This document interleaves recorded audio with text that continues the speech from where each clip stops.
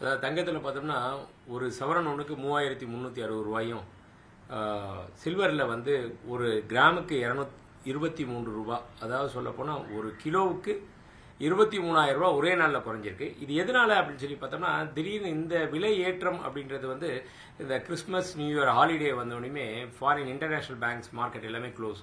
அந்த டைமில் எந்த வர்த்தகமும் இருக்காது. அதனால ஒரு ஃபிசிக்கல் டிமாண்ட் ஏற்படும். அதனையொட்டி ஏற்பட்ட விலை உயர்வு தான் இந்த கடந்த ஒரு சில தினங்களாக, ஒரு சில வாரம் கூட சொல்லலாம், ஒரு 2 வாரங்களில் பார்த்தோம்னா. இதையொட்டி எப்பயுமே விலை இந்த மாதிரி கிடுகிடுன்னு ஏறுறப்போ ஒரு ப்ராஃபிட் புக்கிங் பீரியட் அப்படின்னு சொல்லி வரும். அந்த பீரியட் தான் இப்போ வந்திருக்கு.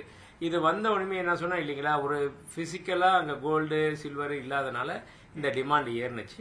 அந்த ஏறுறப்போ இந்த ப்ராஃபிட் புக்கிங்காக அந்த பீரியட் வந்து எல்லாருமே தங்கத்தை விற்க ஆரம்பித்தாங்க, சில்வரையும் அதே மாதிரி விற்க ஆரம்பித்தாங்க. அதனால இந்த விலை திடீர்னு ஒரு குறைவு ஏற்பட்டுச்சு. இது